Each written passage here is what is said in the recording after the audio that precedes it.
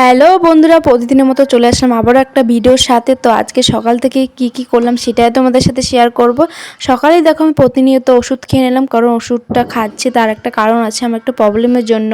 তো তারপর ওষুধ খাওয়ার পর এদিকে দেখো, এদিকে এটা কি জানি না কি বা আলু ছিল, তারপরে ছিল চা, তো সেটাই সকালে খেয়ে নিলাম। তারপর তো সকালে ভাত না খেলে চলেই না, বলতে গেলে ওষুধ খাওয়ার পর ভাত খেতেই হবে। তো ভাত খেয়ে নিলাম। আর এদিকে দেখো দুপুরে ভাই স্কুলে গেছিলো, সেখান থেকে ডিম, তারপরে মিষ্টি, পুরি, সবজিগুলো সব নিয়ে এসেছিলো। তো সেটাই আমি আর ভাই মিলে খেয়ে নিলাম। তারপরে এদিকে দুপুরে রান্না করে নিলাম।